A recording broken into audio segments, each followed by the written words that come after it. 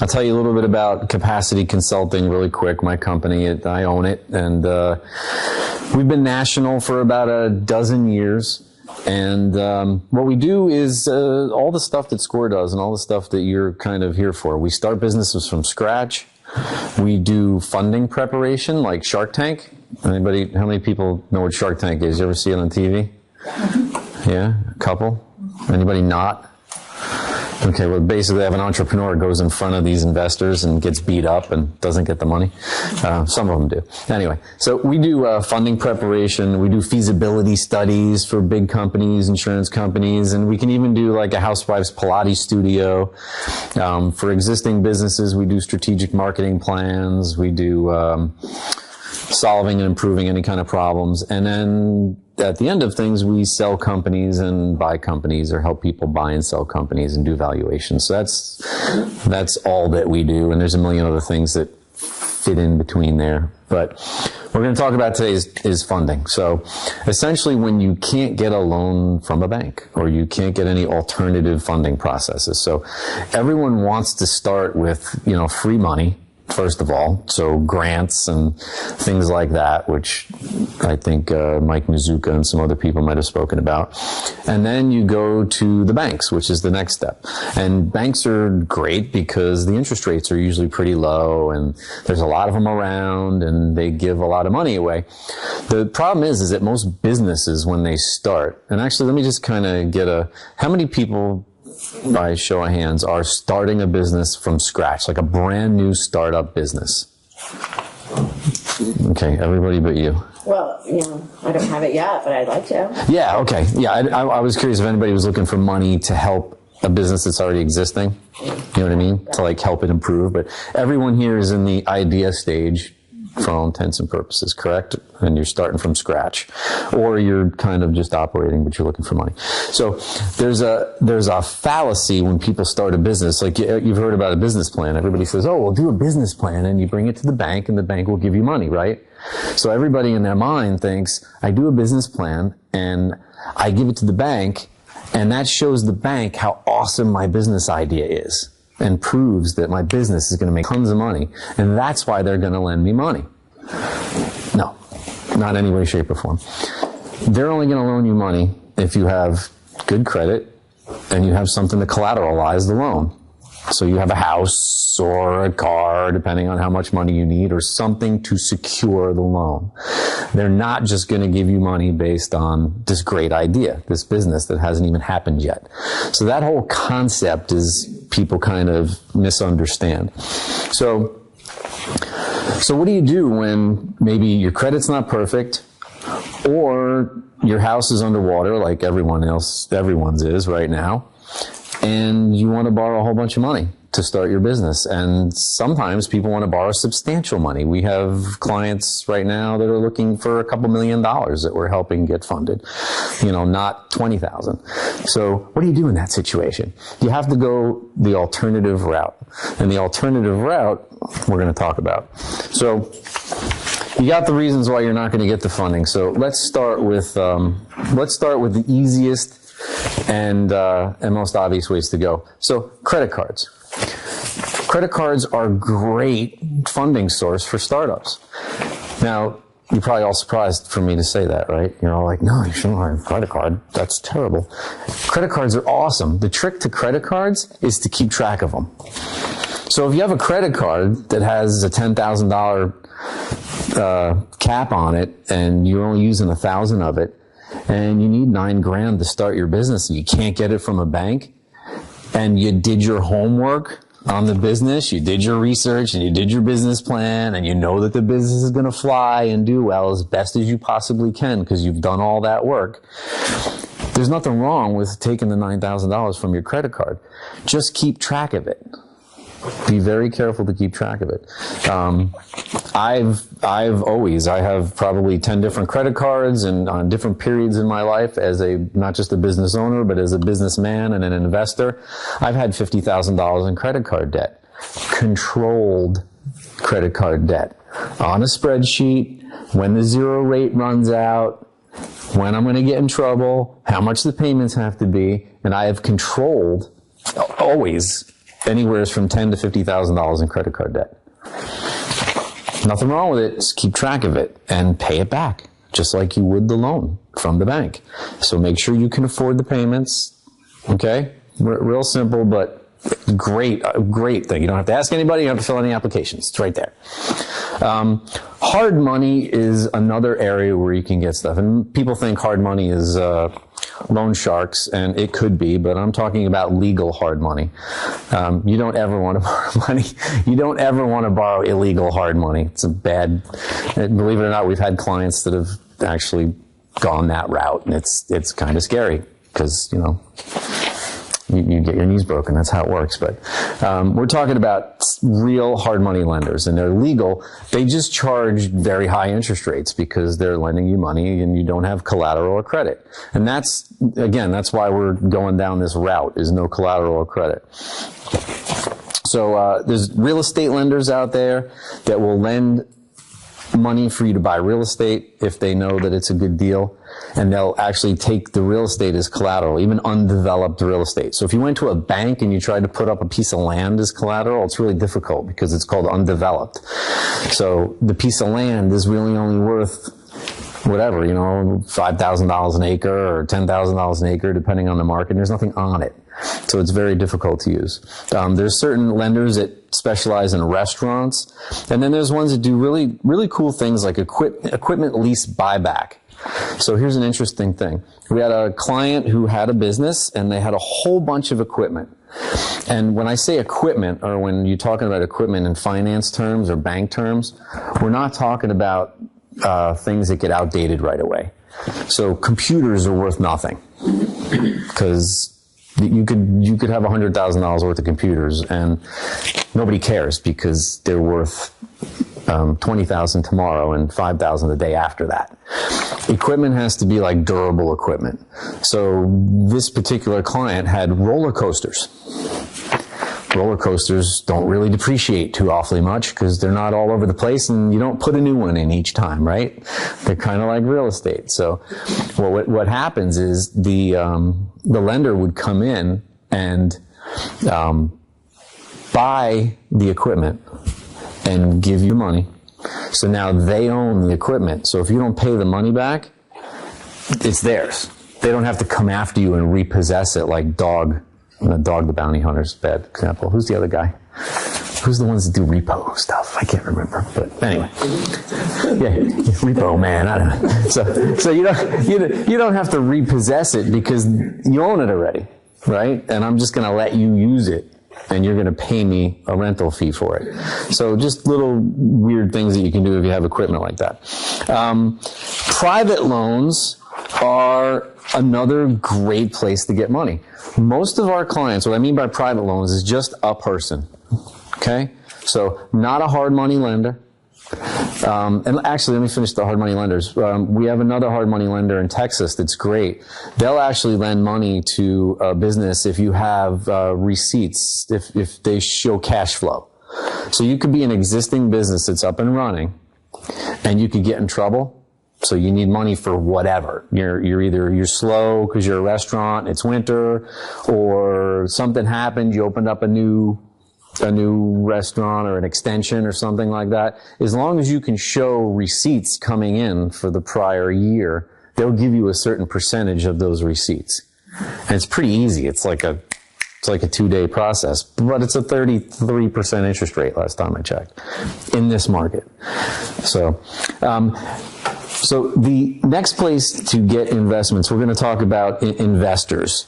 And the best kind of investor is a private investor. So when clients hire us to do what we call funding preparation, funding preparation is essentially the business plan, the financial pro forma, a one-page pitch sheet, which is a one piece of paper, single-sided. It's got the 10 areas that an investor really wants to know about your business. It's really the whole entire 40-page business plan compressed to one piece of paper, one-sided. And that's the sheet that kind of gets everybody interested. Valuation, so that when you say, okay, I need $100,000 and I'll give you 10% of my company for the $100,000, how do you come up with that number? That number is derived through different valuation methods based on the pro forma. So business plan, financial pro forma, valuation, one pager, and then if you're going to do formal presentations to, let's say, angel investors, a pitch deck, which is a presentation, like a PowerPoint presentation that you would go through, and they're typically about 7 minutes long. Even when we go through all that with a client, 8 times out of 10, the client gets the money from their circle of influence. Believe it or not. And you're right now thinking to yourself, "Why? I know people that have turned me down, and I know people that I would be afraid to ask, and I know people that would look at me funny if I would ask." But here's the difference. When you do your homework, and hopefully everything that you learn when you come to these SCORE things, I'm hoping, the general theme to SCORE and the Entrepreneurial Assistance Program and all this stuff is to do your homework and do it all right the first time. Preparation is what it comes down to. So if you walk up to anybody that you know, the most likely person on the planet that would lend you money, they like you, they have billions of dollars that they give away, they're not going to give you money if you just go, "Hi, I've got this great idea. I'm going to start this business. We're going to make so much money. It's a restaurant. It's awesome." It doesn't work. However, if you approach them with this bulletproof business plan and a pro forma, a 10-year financial perspective pro forma that shows everything, and you researched every single expense and every single income item on that sheet, it all makes sense, and you came up with a valuation, and the one pager shows that you know your competition, you know how you're different from your competition, all these different kinds of things, whole different ball game. Now you're taken seriously. Now they look at you like, "Oh." So, interesting factoid for you. I don't know if it's on here anywhere, but investors like Shark Tank, those guys, they look for is value. 80% is you. 80% is what we call the jockey, the entrepreneur. 10% is the idea, and another 10% is the market. Because they feel like if you have your stuff together and you're impressive as an entrepreneur and somebody who could potentially run this company, they're not really worried about the details of the company and the market as much. They want to know it's not ridiculous. You know what I mean? They want to make sure that you're not selling pond water when there's pond water available everywhere, right? But if they know and they feel comfortable with you, then that other stuff they'll be a little looser about and they'll kind of trust you about. And the way that they feel comfortable with you, because you're a stranger, is the preparation, right? That's the key. That's the only thing they have to judge you by. And one of the biggest mistakes that entrepreneurs make, entrepreneurs by nature are cocky. So entrepreneurs think they're going to make it work. So they come in and they just think, "Oh, I'm going to talk to this person because I'm a good salesperson, I'm a great entrepreneur." They will see through that in 3 seconds. So your circle of influence is great. So let's talk about real investors. So the circle of influence, let me finish, is friends and family, is typically what they call that in the investor world. It's friends and family investments. The next one is angels, and I'll tell the difference between angels and venture capitalists, really. An angel is just an individual business person that typically, sometimes they inherit the money, but typically they had a business and they made a bunch of money, and now they like to invest in other businesses. That's an angel. They're individuals. There's no rules. They don't belong to a club. They don't take a test. They don't get an angel degree. So they come in all different shapes and sizes and flavors. They're very interesting. We've had angels turn down a company idea that everybody thought was the most brilliant thing in the whole world. It was a food bar, like a power bar. Angel didn't like the way it tasted. Told the angel that 100,000 other people, including Paula Abdul and Cheryl Hines, love the taste of the bar. I don't like it. He didn't invest because he didn't like the taste. Didn't care that everyone else liked it. So they come in every different shape and size and flavor. Venture capital are very organized investors. If you're familiar with a mutual fund, forgive me, but venture capital is like a mutual fund. So a venture capital company is I'll explain the mutual fund at the same time. A mutual fund is an investment. Picture a basket of an investment, and there's a whole bunch of individual companies or stocks or whatever in that mutual fund.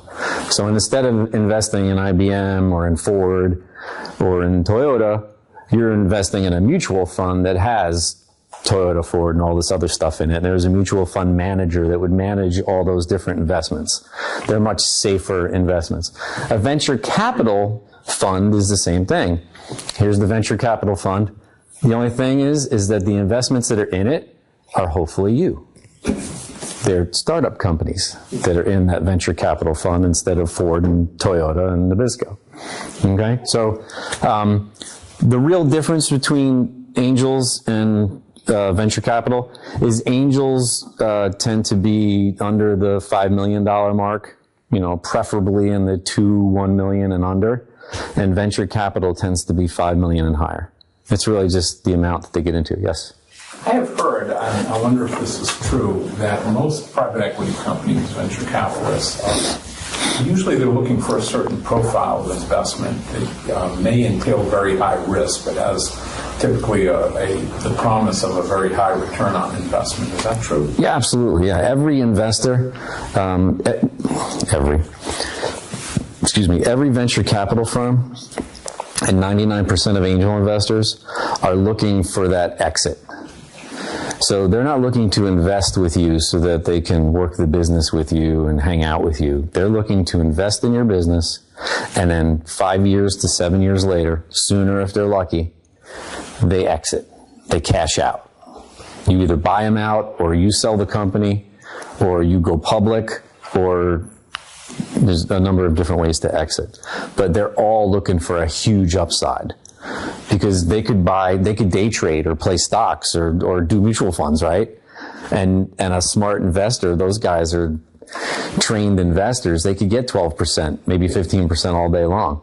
So why in God's name would they give you $100,000 unless they thought, A, they're really comfortable with you and they like the idea, and there's a chance for them to make 300% return.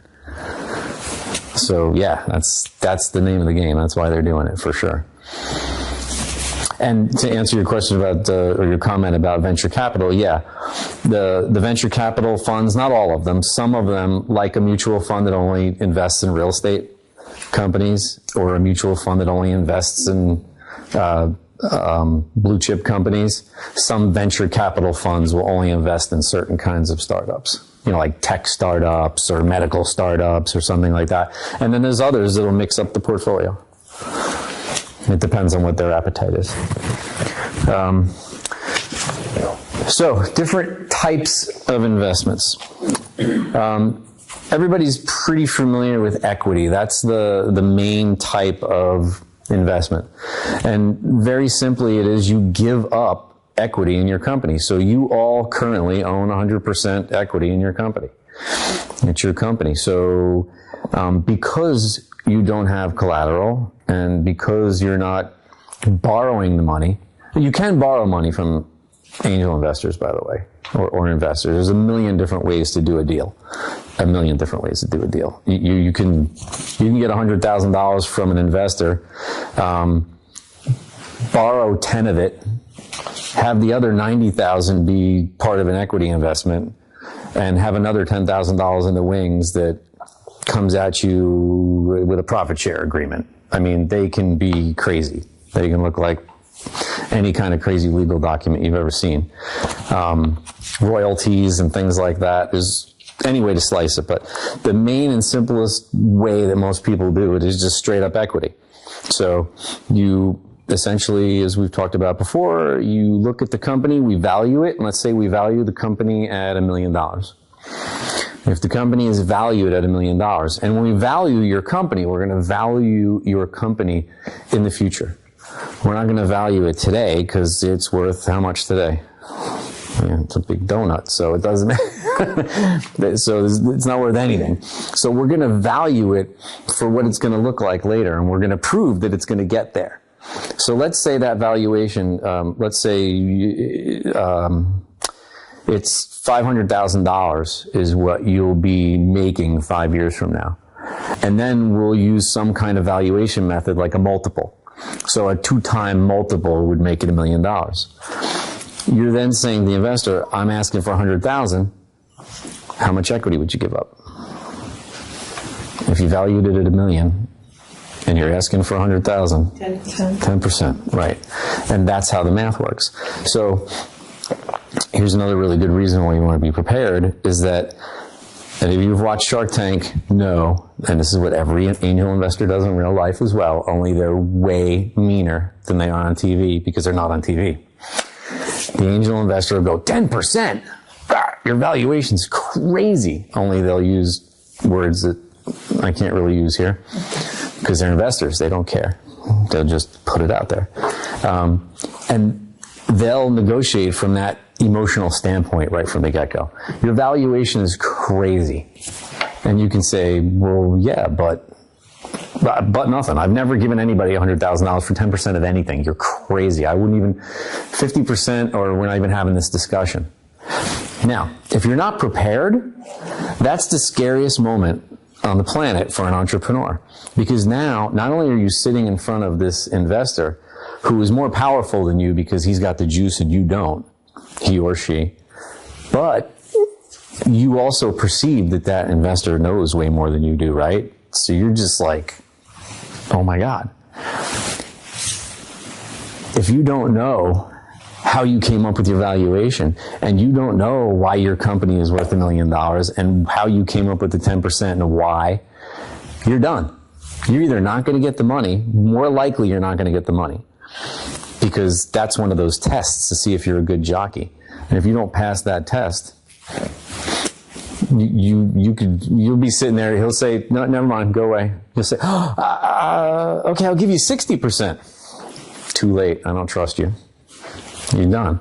So if you do it right, however, and you prepare though, then when they say, oh, 10%, there's no way I'm doing it for 10%. You can say, why? Did you disagree with our evaluation? Now, he didn't even read it. And there's no way that they read the whole entire business plan. And every assumption that's in the financial performance, more than likely. We've never seen it. So at that point, you just say, why? Did you disagree with the valuation? Evaluation's meaningless. You could just come up with anything on evaluation. No, actually, we use normal valuation methods, and that's based on the assumptions that's in the pro forma. So did you disagree with the assumptions that are in the pro forma? I'm assuming you didn't, because you're interested, and we're having this conversation, so you're interested in the company, so you see the potential. If you disagree with some of the assumptions, let's talk about them. Maybe we do need to tweak some of the assumptions. Be very careful not to be a smart aleck, of course. You got to be very careful with it, but they will come back with the emotion. Well, let's here. We can talk about these. This is did you dislike some of these assumptions?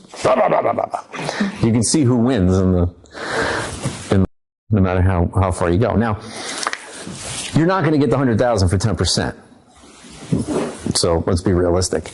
But they started at 50, and you started at 10 with proof. So you're at 10 with proof, and they're at 50 with emotion. So you're going to walk out of there at 25 or 30. That's win. Good. Everything's wonderful. You got your money. It's great. So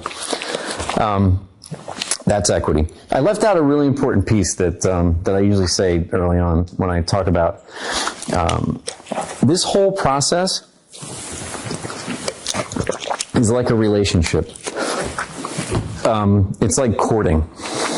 So I want you to think about the whole concept of talking to an investor or an angel or anybody like that, like you're on a date. This whole mating process, courting process, if you will. So I often use the analogy that, and women get this as well as men, is that investors are like the most beautiful woman in a club. They have guys hitting on them constantly. They're over it, and they're looking for reasons to say no. That's their goal. Like, no. So if you picture the investor, you've got this angel that's got all this money. His wife is bugging him. His brother-in-law's bugging him. His wife's cousin's bugging him.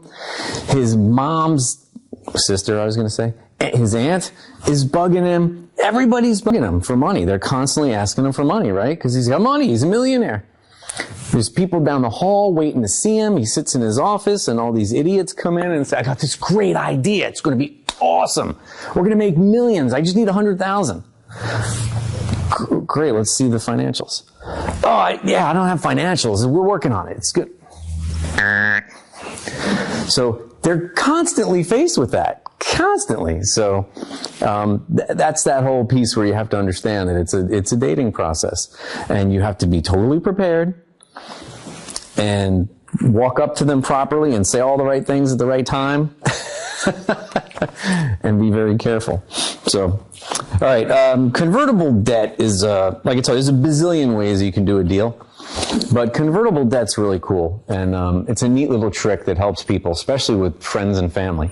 So the way the convertible debt works is when you, let's say you approach your family. So you walk up to mom and dad and you say, Mom and Dad, I know you got 10 grand laying around. I'm trying to raise 100,000, but can you give me 10 grand towards this investment?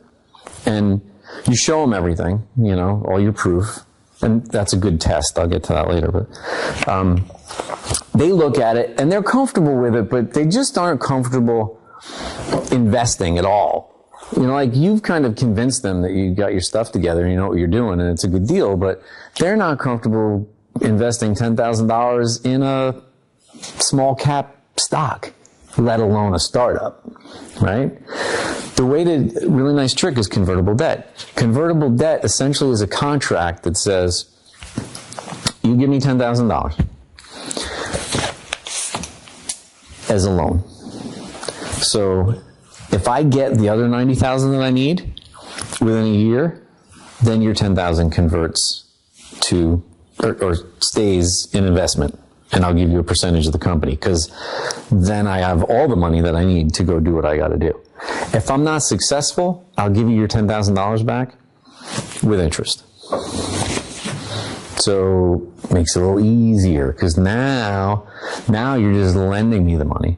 And if I get the other $90,000 that I need, that means that 90,000 other dollars trust me wherever they came from, right? And I have enough to do what I need to do. Versus me taking your $10,000 and getting a tenth of the way there, and then, you know, a tenth of a way to the water, you're still dying of thirst. Doesn't really help you in any way, shape, or form. You just burn $10,000.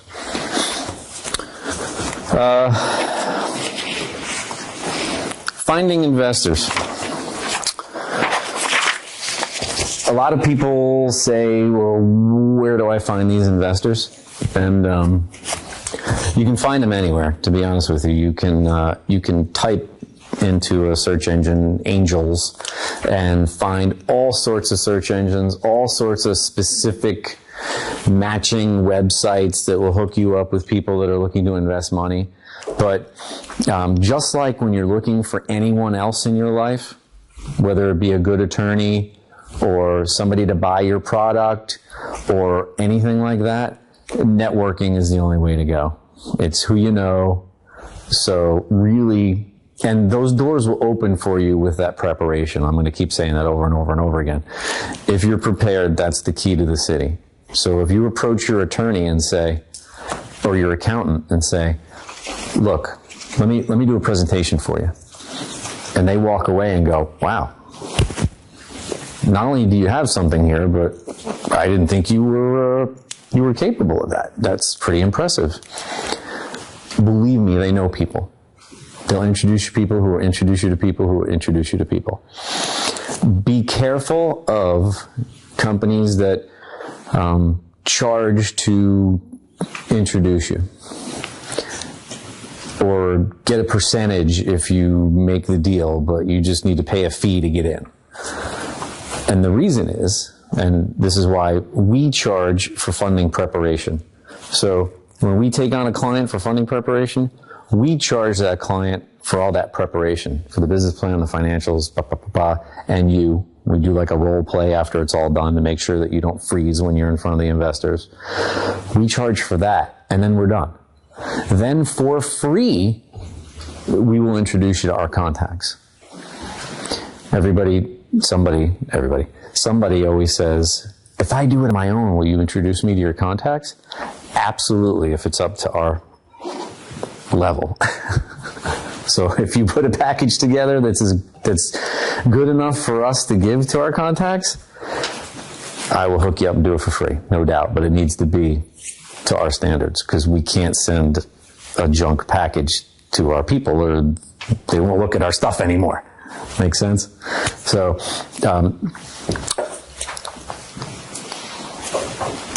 the psychology behind what I said before is be careful of people who charge you to get the investors or get a fee of the money that you get, is there's no way that they can guarantee that in a million years. So I can prepare you and make you absolutely awesome.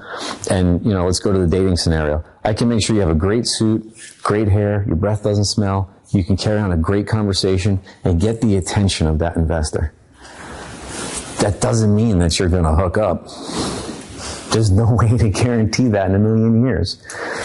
They might not, you could have the best package in the world and they might not like orange. You blew the whole thing because you wore the wrong colored jacket. It happens. I just told you a guy turned down a brilliant investment because he didn't like the taste and he wouldn't understand or believe that 100 other people did. So you never know what it's going to be. So beware of that kind of stuff.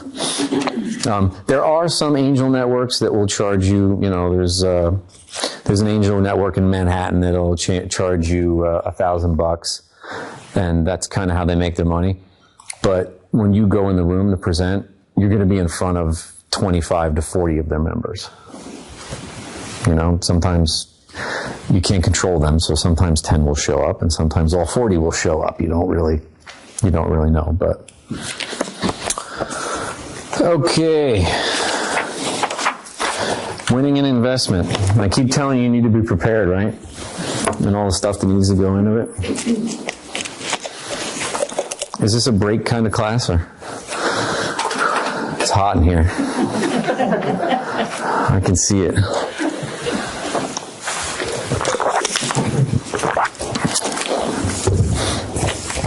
Can we get the crew to turn up the air conditioning a little bit, maybe? All right. Okay. Winning an investment. So I told you about the business and the jockey there, and I told you right here on the top of this page, they get approached by everybody, right? They don't have time for your life story. These are all the reasons. Oh, I hear the air conditioning. Thank you. That's going to help immensely. Yes? Can you have a copy of that? Oh, I'm sorry. You did come in after we got going, didn't you? Yeah. I apologize. Thanks, sir.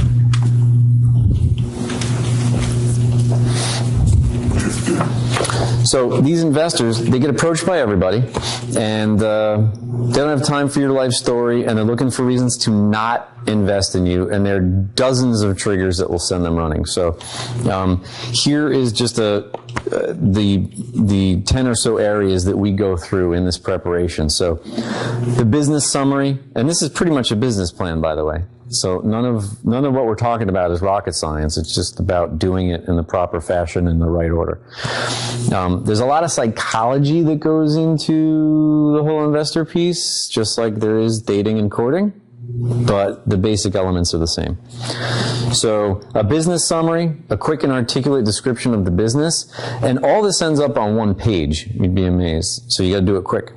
Management team bio showing they're capable of running the company. Again, that's a huge piece, is showing that you're a good manager and you have some kind of reason for being there. If you don't, you might want to consider bringing somebody in as a partner or hiring somebody. So if you're a person with 30 years of construction experience and you're starting a cure for cancer company, you're probably going to want to have a biochemist on your team in some way, shape, or form, or they're going to go. Right? Product and service. If the investor, customer problem. Customer problem is huge. Customer problem is one of these things that people just overlook all the time, right? A clear customer problem must exist and be solved by your product or service. It's very difficult, especially with angel investors and startups, for you to come up with something that is just another thing that's cool and you don't prove that there's actually a problem. All right? So a problem is it was hot in here. So selling air conditioning is a pretty easy sell. It makes sense to people, right? But if you come up with a new pizza piler and you're going to open up a pizza piler because it's your dream to open up a pizza piler, and where are you going to open it? I'm going to open it up in Valesgate where there's 18 pizza pilers. Well, there's no customer problem, people. That's going to be a hard investment to get because there's no customer problem. You could believe all day long that your pizza is going to be better than theirs, but there's no customer problem. Nobody's driving through Vales Gate going, God, I'm dying for a piece of pizza, and there's no pizza pilers. So you need to have a customer problem. That's huge. If you're going to start a small business on your own and you're not looking for investments, rock on. Open up a pizza piler. Maybe all your friends will come there. Maybe it's on the right corner. That's great. But if you're looking for investors because you're trying to do a decent business that's going to grow and be big, you need a customer problem.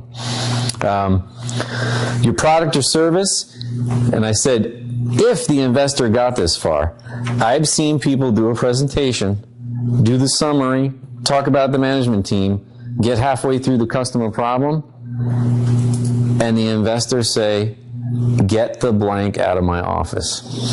No joke. Go. But, no, go. They're done. So, looking for reasons not. Product or service, you got to talk about the product or service in a little more detail. Target market is another huge piece. You need to identify and quantify an addressable target market. You can't say everybody. Do not ever say everybody. That is the worst pickup line that you can use for the investor ever. I don't care if it is everybody. So, I was talking to somebody today and they said, well, it's everybody. Like, it isn't really, but it kind of is. And I'm like, don't say it. It's a bad word. It's blasphemy. Don't let it ever come out of your mouth. So, the importance of defining and quantifying a target market has multiple pieces. The first one for the investor really is first of all showing that you're not crazy and you don't think everybody's going to love your product. That's number one, because 80% is you, remember? The next piece, though, is you have to quantify your target market of people that are going to buy so that you can figure out how much you're going to sell, right? You can't just say, I think I'm going to do $100,000 a year, or I think I'm going to be worth $500,000 in the fifth year. You can't do that. You have to tie it back to how many people you think are going to buy. The other reason that you try to narrow down your addressable target market, and Edison will tell you this all day long if you do a marketing course or you haven't, is you can't message everybody. You can't put out a logo or a slogan or an ad, or a website, or a billboard that pleases everybody. You have to come up with something that gets to your target market. So if you pick one and think about them and figure them out as best you can from a demographic and psychographic perspective, then that ad will go after those people. Maybe later, when you have a bigger marketing budget, you can then focus on another very specific demographic and psychographic. If you try to get both at the same time, you won't get anybody. So it's important for all those reasons. The business model. This is huge. This includes an operational plan. This includes your vendors, your suppliers.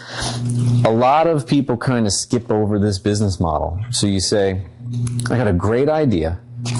I'm going to sell I like to think of something cool. I can't think of anything.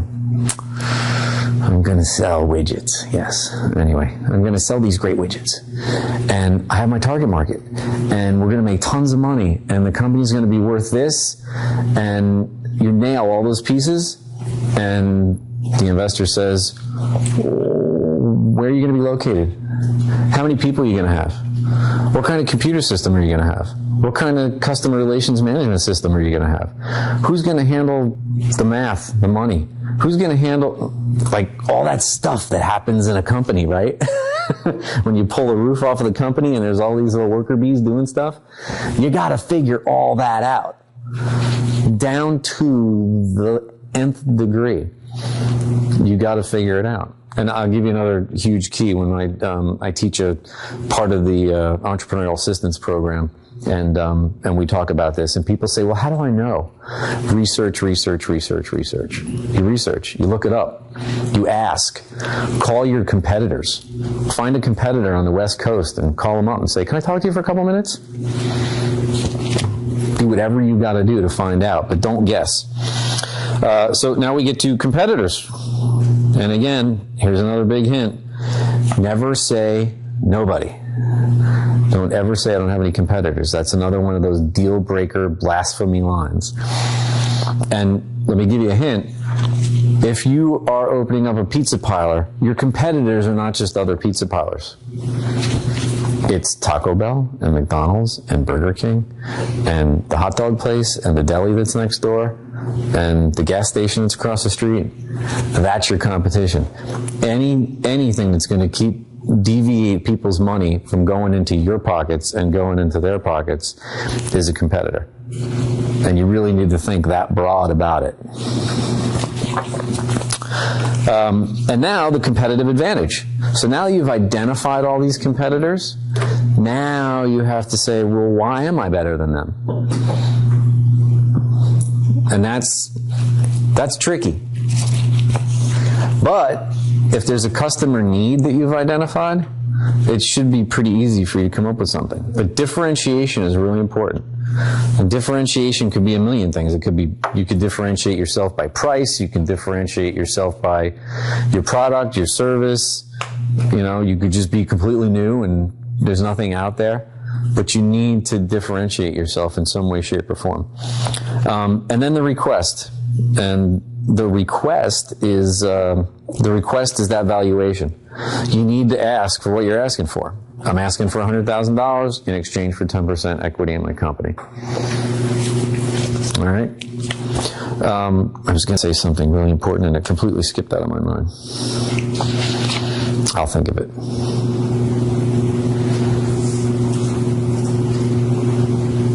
Anyway, okay.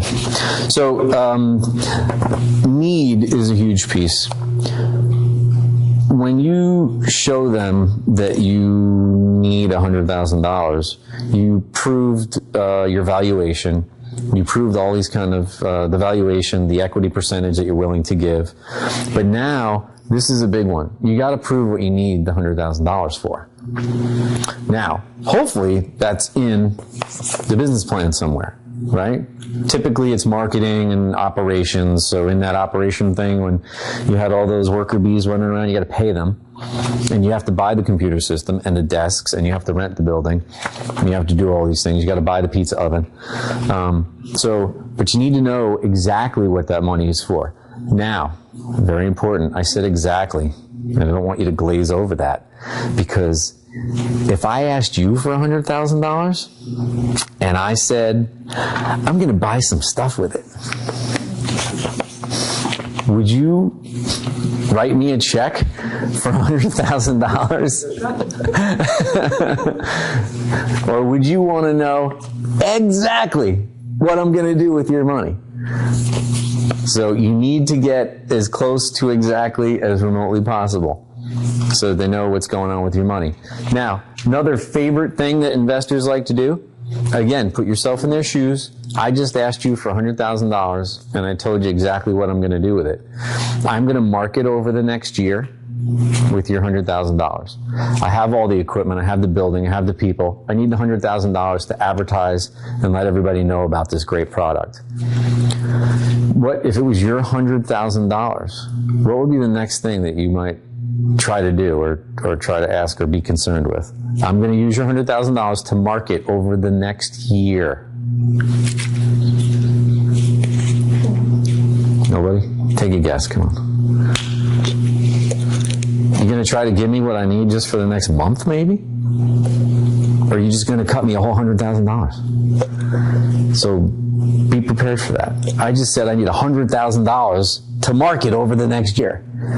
So investors are famous for going, here's 10. Call me in 30 days. Let me know how you made out. So you have to be prepared for that in your business plan to know that that could happen. They're going to dole it out. And you're going to have to prove benchmarks that you've met along the way to get the rest of the money.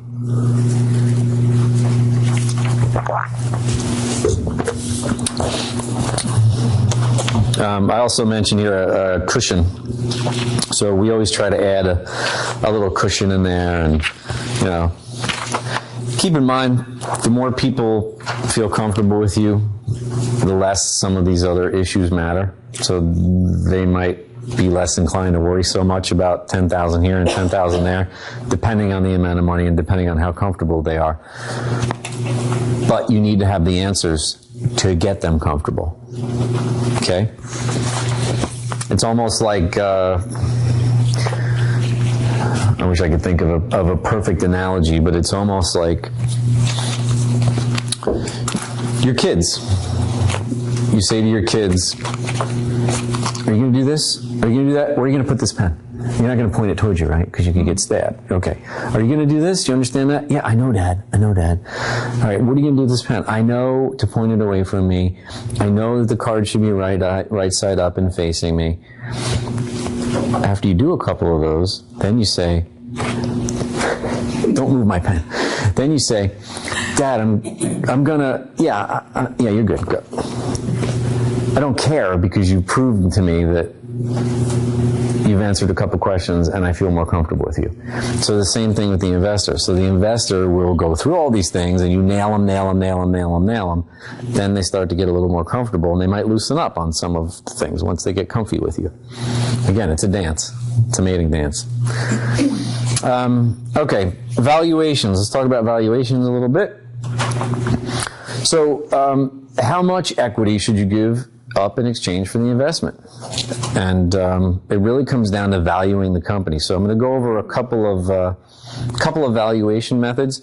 Typically, we'll do 3 or 4 different valuation methods, and then we'll if they all make sense, some of them don't for various reasons, but we'll pick a year that makes sense on each one, and then use the percentage of that value to what they're going to give you, which I'll explain in a second. So if the company is worth $1 million in this year and you're asking for 100,000, it's 10%, right? We said that. So this valuation might say it's worth $1 million in year 5.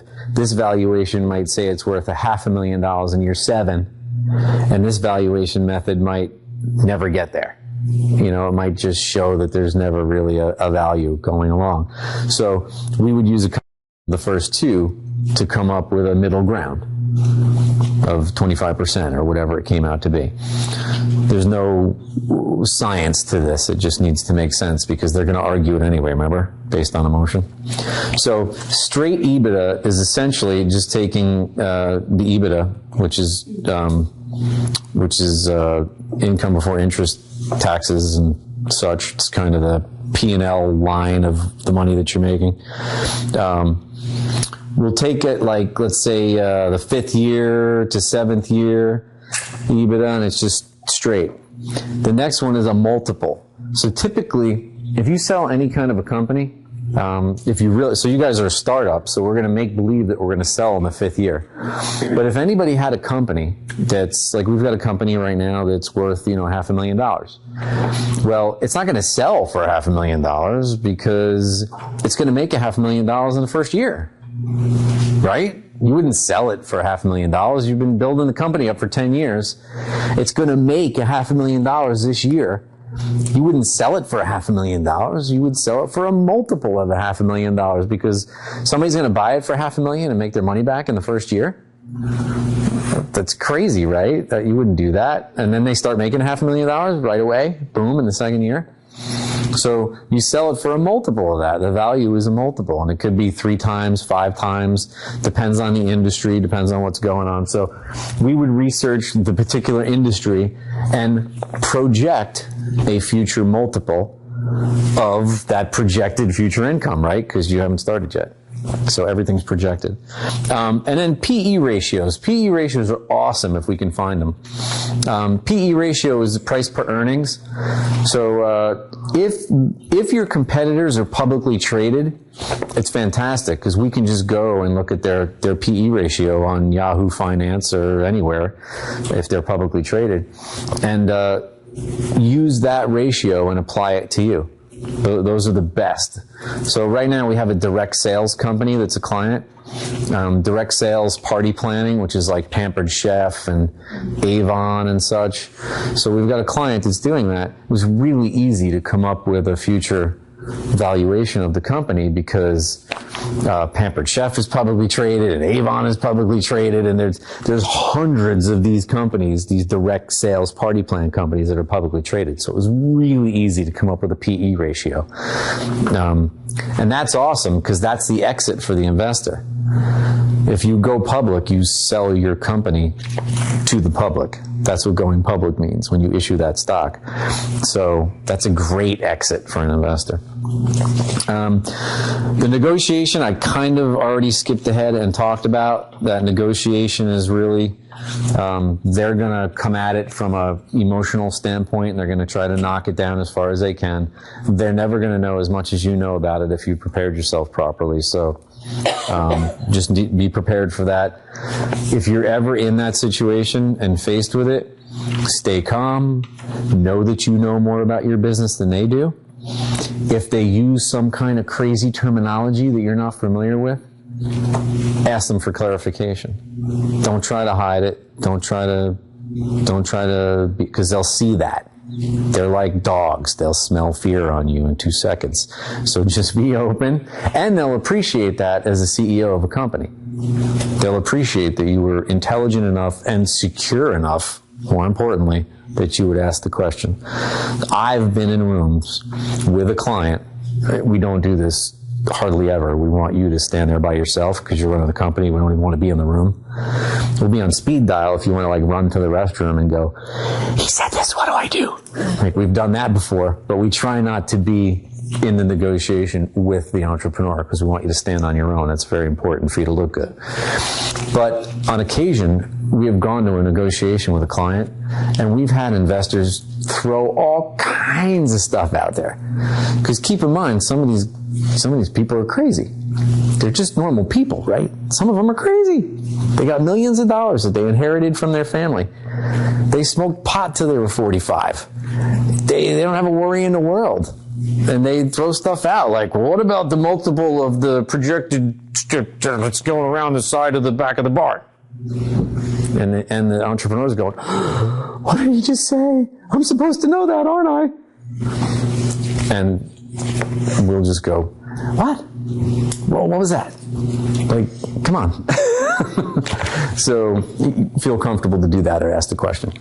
So here's my last words of wisdom here as we go through, and then I'll open it up to some questions, which hopefully I have a couple just to keep it interesting because I don't have a lot of time for it. But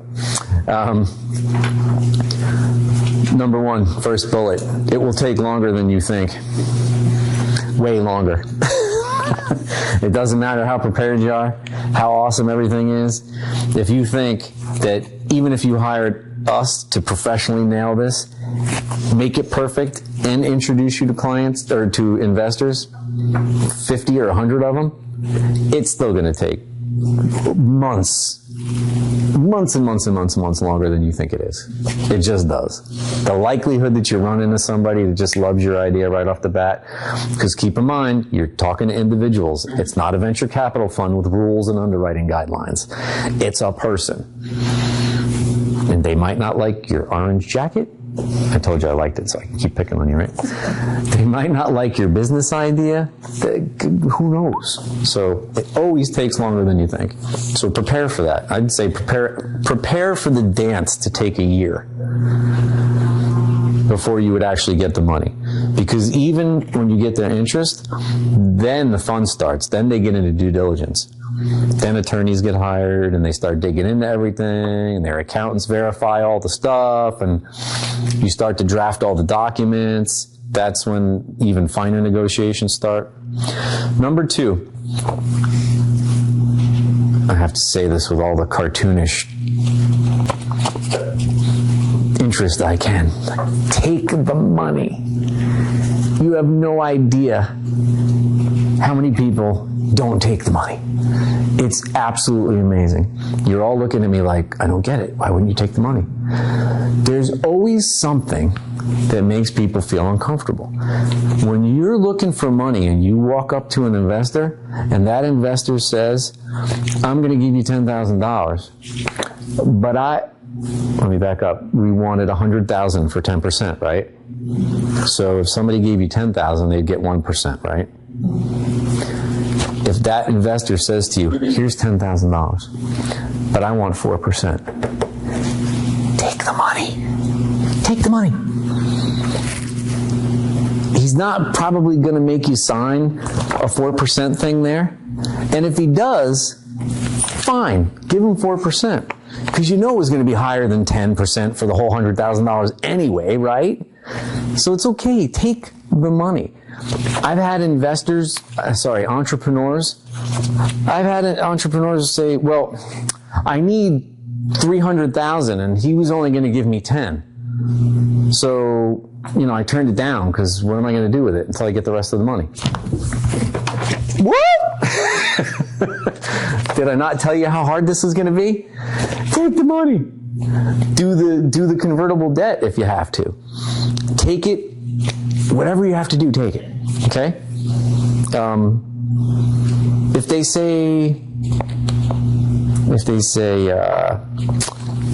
I'm going to give you $10,000 for your pizza parlor, but I don't want you ever to make pizza with red sauce. No problem. Take the money. The attorneys will figure out the red sauce later. So, no, seriously, thank you. Beautiful. I love you. You're good. You're good. She's good on her feet.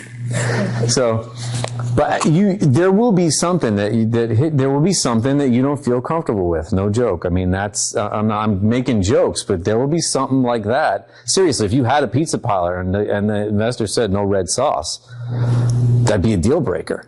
You'd want to turn that investor away. The only investors that we turn away are the ones that are absolutely psychotic.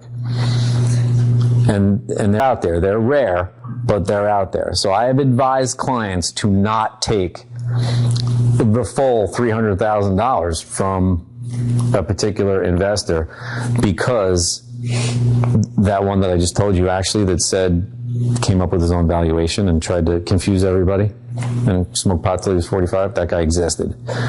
So I was actually in the hospital taking the call from my client and said, think long and hard tonight when you go to bed if you want to be in bed with this guy. Because he's wackadoodle. And he's the worst kind of wackadoodle. The worst kind of wackadoodle is not just somebody who's tough and hard and micromanages. That's okay if they do it consistently. The worst kind is that guy that goes away for 6 months and pops his head in. Picture that, right? The micromanagement guy that wants to know what you're doing with all his money, that dips out for 6 months and then comes in and starts asking, why are the tables green? Why is this? Why is that? What is this? Where's that? So, good investors will do their diligence and back out and let you do your thing. And look at that. That was my third bullet point.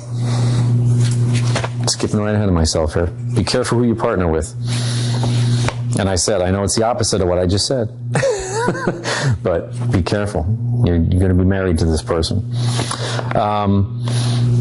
I also pointed this out earlier, the fourth bullet. There's a good chance of getting money from your circle of influence. Really good chance. This is great. If mom, dad, and sibling is in, you're ready. Unless you're Italian. No, just kidding. We just did a whole demographic study on the family dynamics of certain cultures. But anyway, most cultures, my parents, if I asked my parents, if you walked up to my parents and asked for $10,000, they'd be more likely to give it to you than me. Because they watched me do all kinds of stupid things my whole entire life, right? Did you ever ask your parents if you could take the car, and they'd be like, only if your friend Bobby drives? And you're like, what? You don't even know Bobby. Because they haven't seen Bobby do all the stupid things that they've seen you do your whole entire life. So if you can get money from your parents or a sibling who's watched you do stupid things your whole entire life, or thinks less of you than a stranger might at the end of the day, which typically family does for whatever reason, you're ready. That's a great testing ground. If you're not, that's fantastic. I applaud you. And we talked about this throughout the whole entire presentation here, is investors and lenders look for reasons not to invest. Okay? Any questions? Go ahead. Based on what you've said, I think it's quite common that if you need a substantial amount of investment capital, you would be getting it from different sources, from different angels. Absolutely. For example, would you typically find that the cost of capital would be different from one guy might loan $1 million and want 20%, another guy for $1 million wants 30%.